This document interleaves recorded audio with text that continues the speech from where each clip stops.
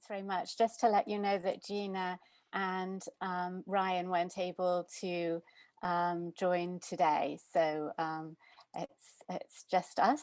We're going to be telling you about Commons in a Box OpenLab, an open platform for open learning built here at CUNY using free and open source software. Oops, sorry. This is just to say that we're a few of the many people involved in the work that we're going to be sharing here. So we're going to start by explaining what Commons in a Box OpenLab is and how it works, and then we'll show some examples and share how you might get started. And then we're going to save time for discussion at the end, but you're very welcome to use the chat as we go along. So to start with a little bit of history, in 2009, Matt Gold and his team launched the CUNY Academic Commons, a commons space to connect members of the CUNY community. I'm sure many of you are familiar with it. And as it took off, they were approached by other institutions that wanted to do the same thing. And so in 2012, with funding from the Sloan Foundation, they created Commons in a Box, or CBOX. And what that did was abstract the functionality of the commons and put it in a box so that others can easily create their own commons communities. And it's been used by hundreds of groups and organizations around the world. Meanwhile, in 2011, City Tech won a major grant from the US Department of Ed Title V Hispanic-Serving Institutions program. And we created our own open digital platform for the City Tech community called the Open Lab. It's very much modeled on the Commons, and like the Commons, it's built using WordPress and BuddyPress. And everyone at the college can use it: students, faculty, staff, alumni. And it's been enormously successful. Since its launch, it's served more than 36,000 people within the City Tech community. Hundreds of courses use the Open Lab each semester, along with student clubs, portfolios, and projects of all kinds. And just as the Commons had experienced, people kept asking us for the Open Lab software. So with funding from the NEH, we collaborated with the CBOX team to build a new version of CBOX specifically designed for teaching and learning, modeled on the Open Lab. And in the same way, it abstracts the functionality of the Open Lab, packages it up, puts it in a box so that other people can create a commons of their own, an Open Lab of their own, a commons for open learning. Okay. So just to talk about its name, everyone can hear me okay, right? There's that paranoia that seeps in. Okay, good. So to talk about its name, unlike closed online teaching systems, the Open Lab allows everyone at the college to share their work with one another and the world. And like a lab, it provides a space where they can work together in innovative ways. The site's designed to be accessible, mobile friendly, and provide an attractive showcase for member content. This is the homepage, which provides a dynamic view of activity on the site. Overall, the site has a simple but flexible structure. It consists of a homepage, a member directory, and groups of different kinds. So here, for instance, you see courses, projects, clubs, and portfolios, as on the City Tech Open Lab, but these can be changed to meet your needs within your community. And each group has a homepage and an optional WordPress site. So this is what the member directory looks like. You can have different types of members, again, by default, students, faculty, staff, and alumni, but you can change that to meet your needs. And you can also set up different ways to filter them.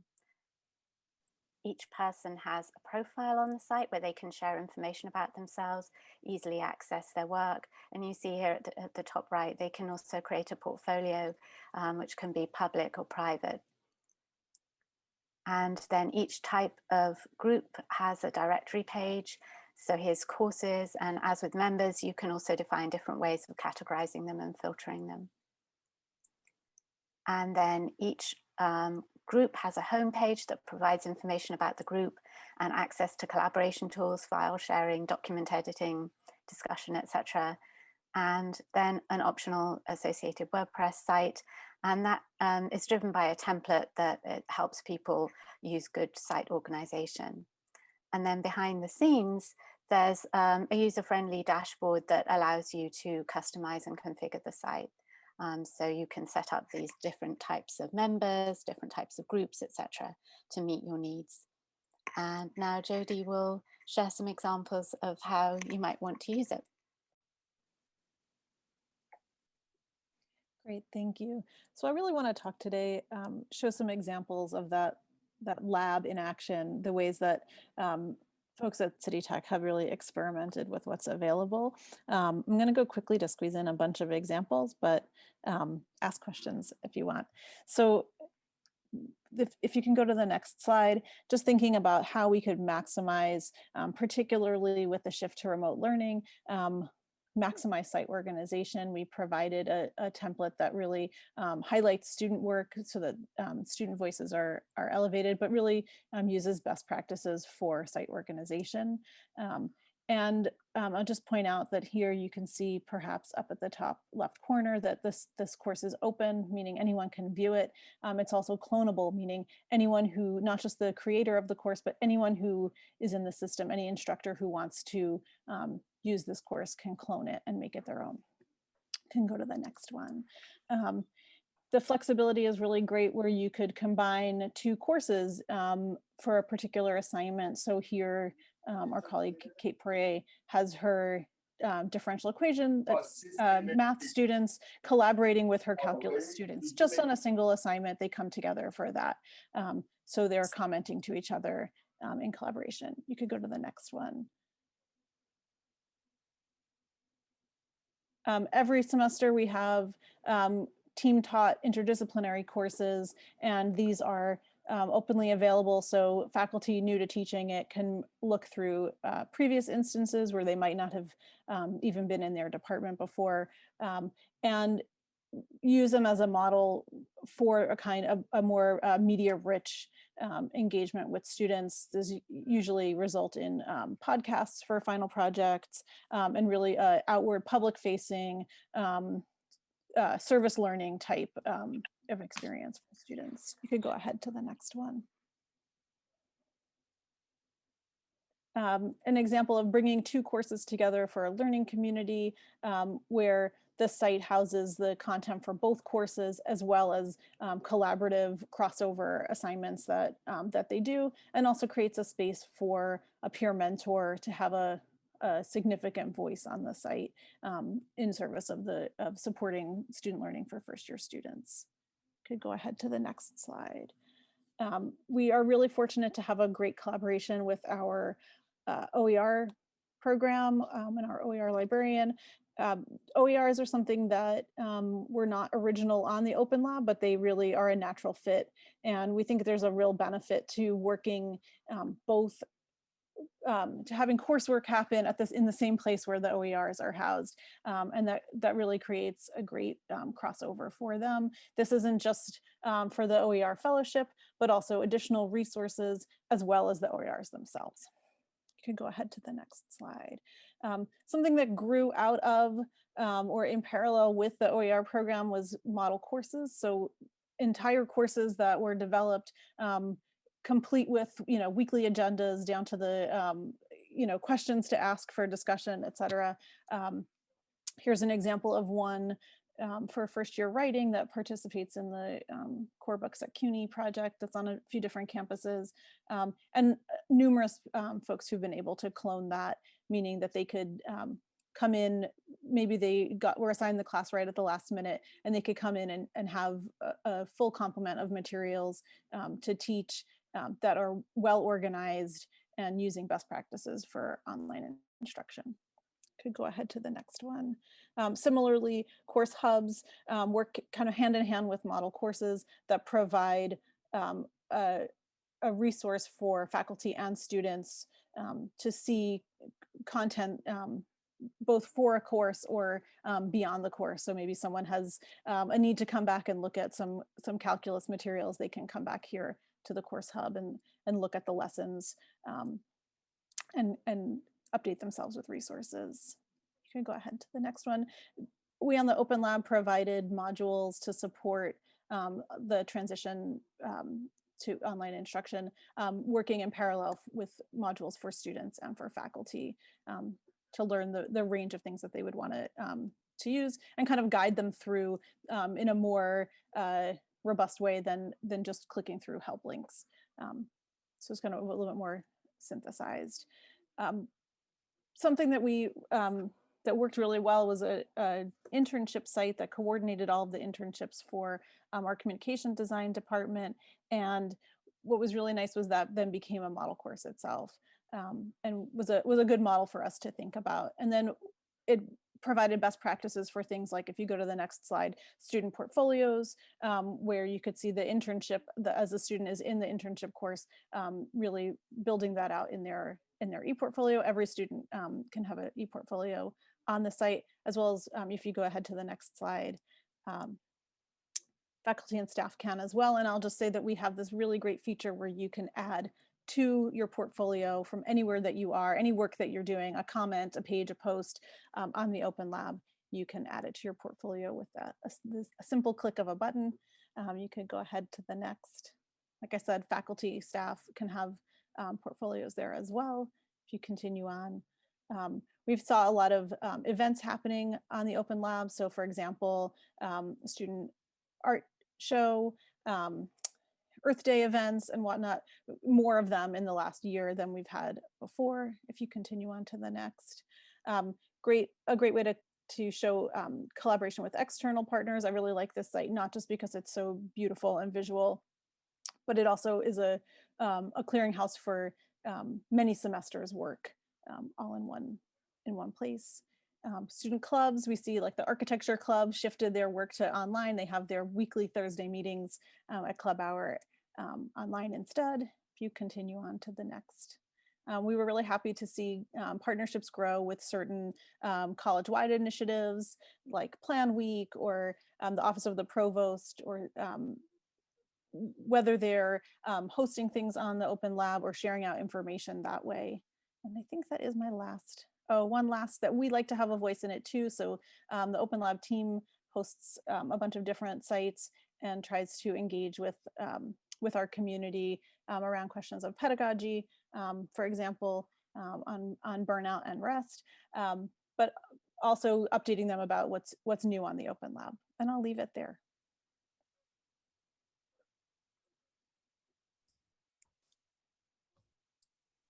So Tom, you're gonna pick up Yes, here? I'll be sharing some examples on BMCC OpenLab. If it's okay with you, Chris, I'll let you speak to the first two slides since you were here at the inception, and then I'll come back to the examples. Sure. So we were some early adopters of the Commons in a Box OpenLab that was mentioned earlier, where they had changed over, not changed, but like created the Commons in a Box so that people could take the Open Lab. And so we were itching to use that. They got it ready, and we got some grant funding from a U.S. Department of Ed, very similar grant actually to the one that started the City Tech Open Lab. We decided to launch it, and we did it luckily in collaboration with City Tech, so they really helped us along with that. And so now we have the Open Lab at BMCC, which has started about a little over a year ago and has over 3,000 members and a few hundred courses on it already, and is really growing, and we're really excited about showing it. And so Tom's going to show some more examples from that. Thanks, Chris.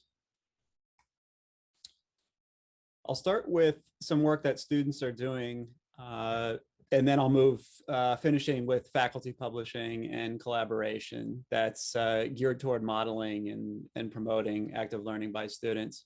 The first here is an example from the teacher education department.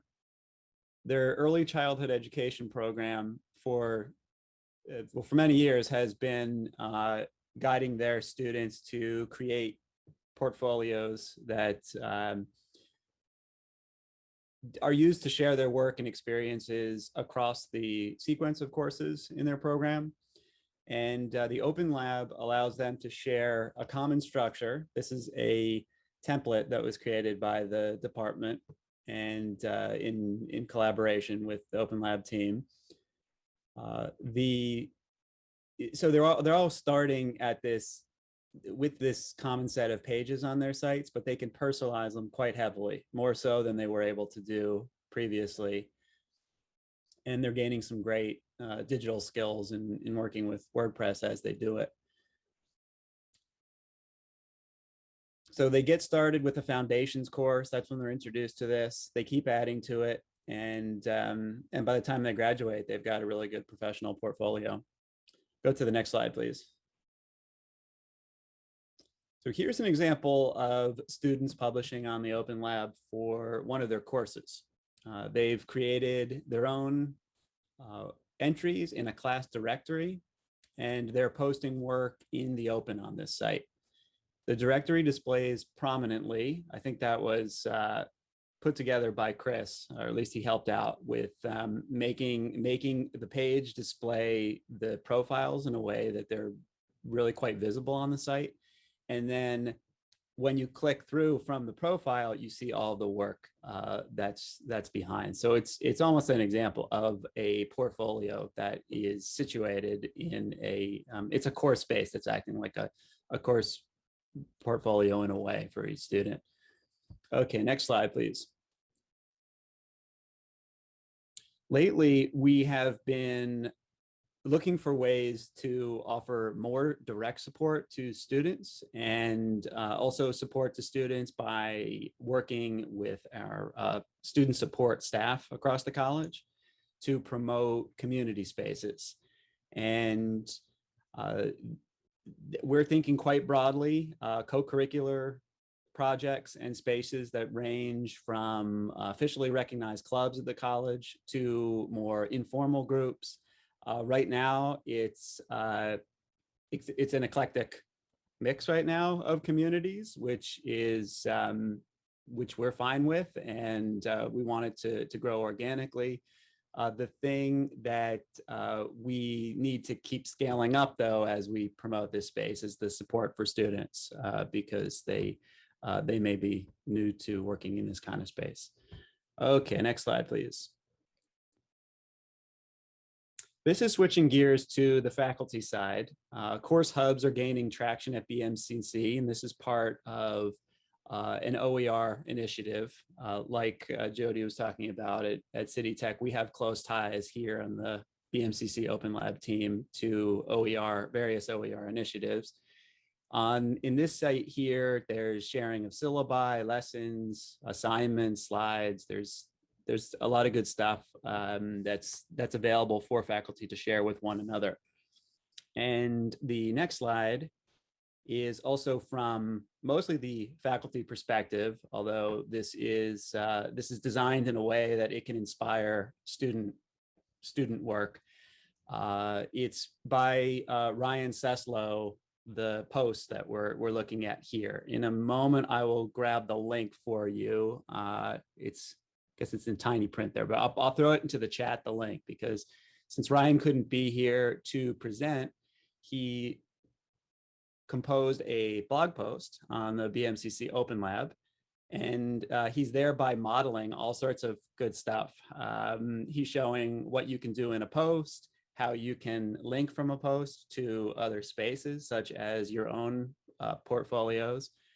And it's loaded with insight into the process of what you gain, the learning experience that is part of composing in the open in a blog post and assembling your work, especially visual work. He's in Chris's media arts and technology department.